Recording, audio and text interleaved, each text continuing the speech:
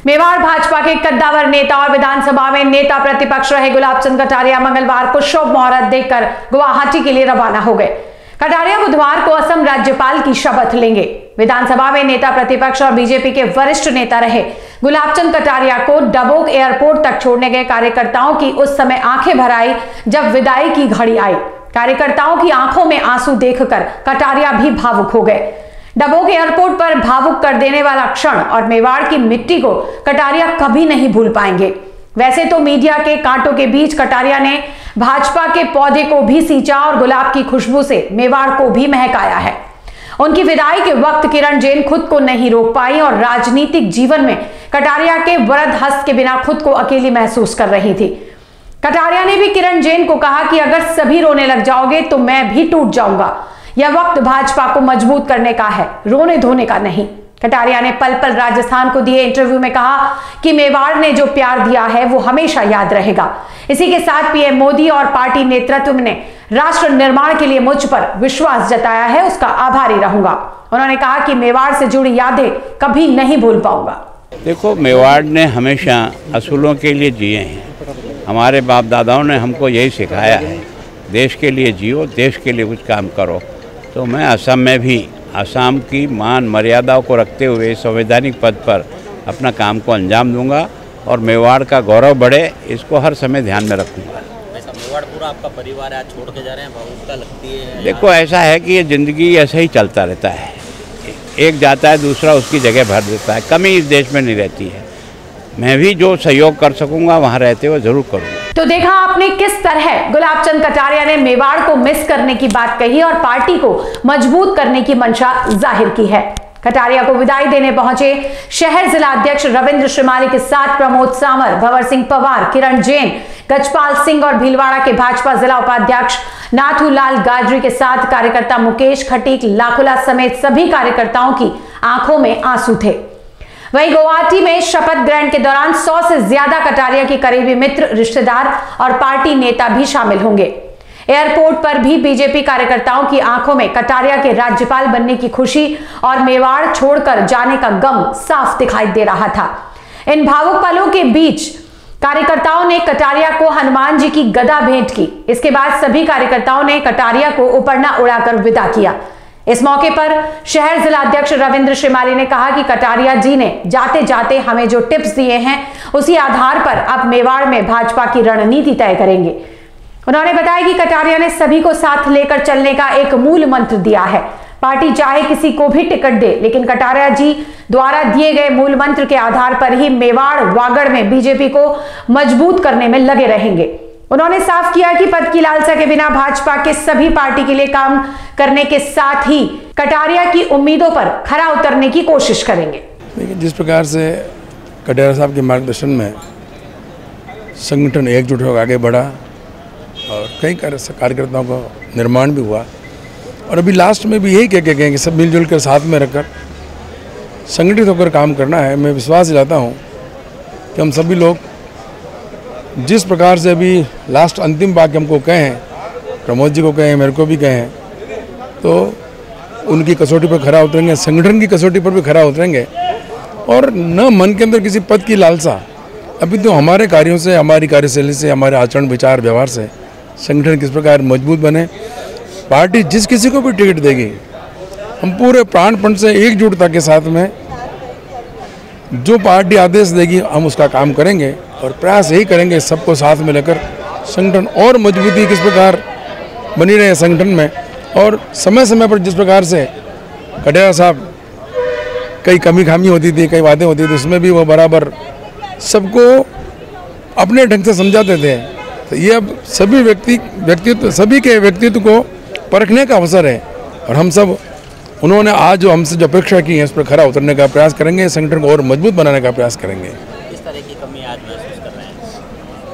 अभी जिस प्रकार से उन्होंने कहीं न कहीं मन में थोड़ा मोटा लगा होगा उनको कि भाई सब एक साथ में एकजुटता के साथ काम करना, बिखराव कहीं नज़र नहीं आवे।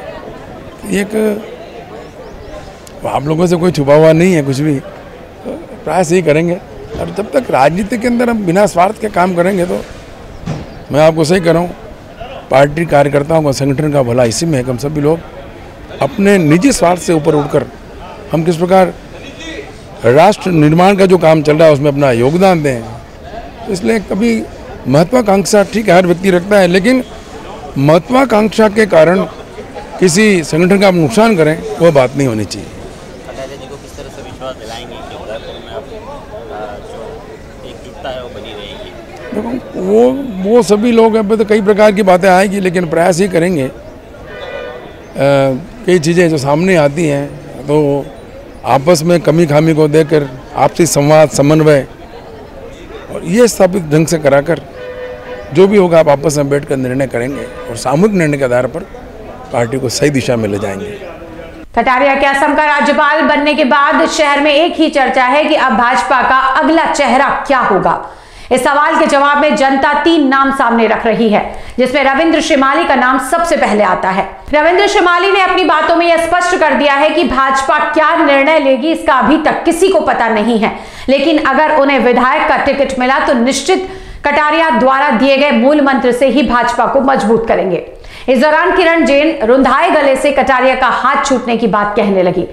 इन्होंने इंटरव्यू से पहले ही बोल दिया था कि आज वे कुछ बोलने की स्थिति में नहीं हैं। उन्होंने यह विश्वास दिलाया कि जो उम्मीदें कटारिया अपने साथ लेकर गए हैं उस पर खरा उतरने की पूरी कोशिश होगी।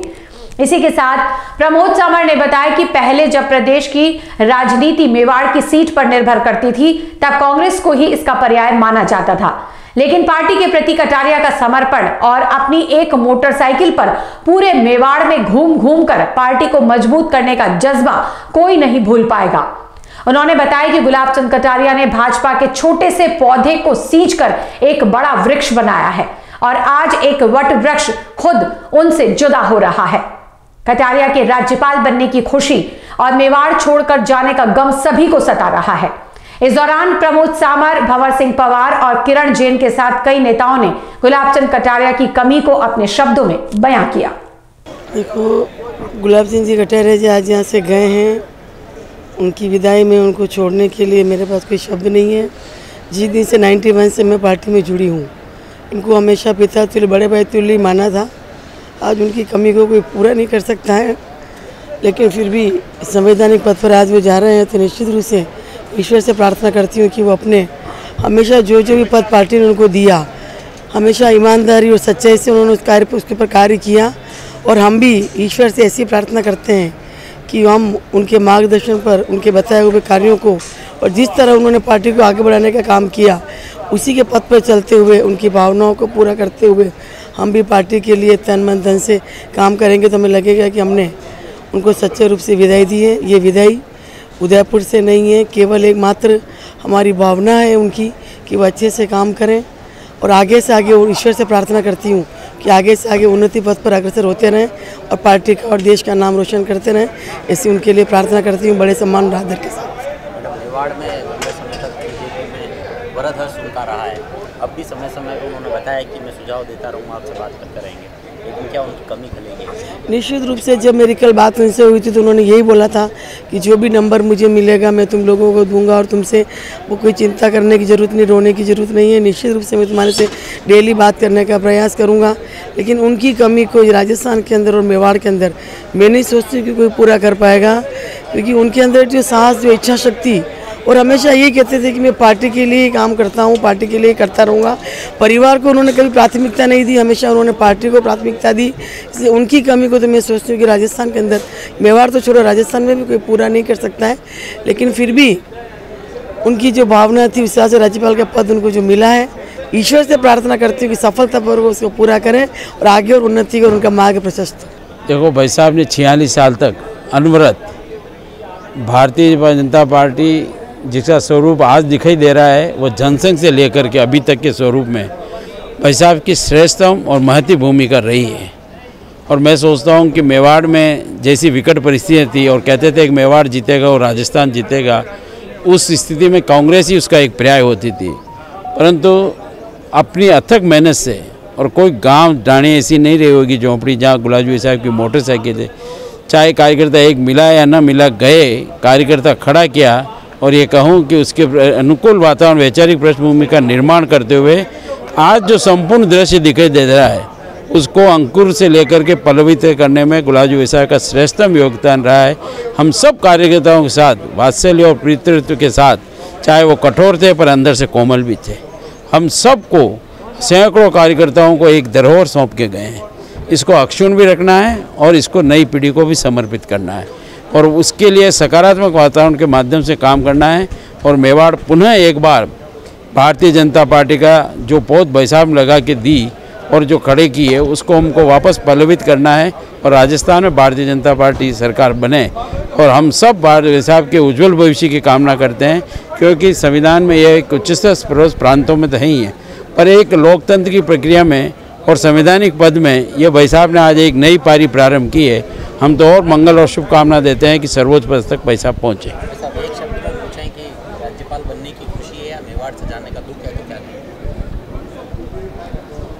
दोनों का सम्मिश्रण है। राज्यपाल एक संवैधानिक बहुत बड़ा पद है और जाने का तो निश्चित रूप से मन में बहुत बड़ी कसक रहेगी, क्योंकि सवेरे से लेकर रात तक कोई भी काम हो तो बिना भाई साहब के निर्देश, आशीर्वाद और मार्गदर्शन के होता नहीं था। अब कौन इस सब काम को एक बार शुरुआत करेगा, ये थोड़ा भाई साहब के आज दिन तक जो राजनीतिक मेवाड़ की है, राजस्थान की है उनकी अच्छी सोच के साथ में जब कार्यकर्ताओं को जब उन्होंने तैयार किए हैं, इसलिए वो तैयार किए हुए कार्यकर्ता उनके पद चिन्हों पर चलेंगे।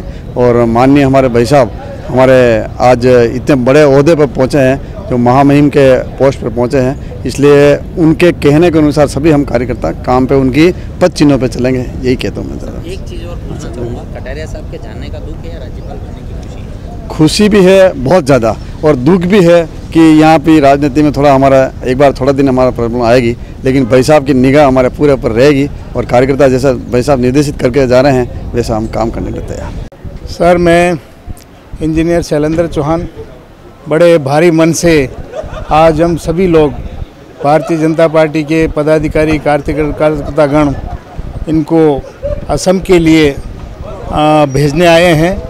बड़े दुखी मन से उनको विदाई दी है, परंतु आपने पूरा जीवन भारतीय जनता पार्टी के कार्यकर्ताओं को गढ़ने में लगाया है, तो हम ऐसे सिपाही बन चुके हैं विचारों से कि हमारे को कोई बदल नहीं सकता और आपकी कमी तो हमेशा खलती रहेगी।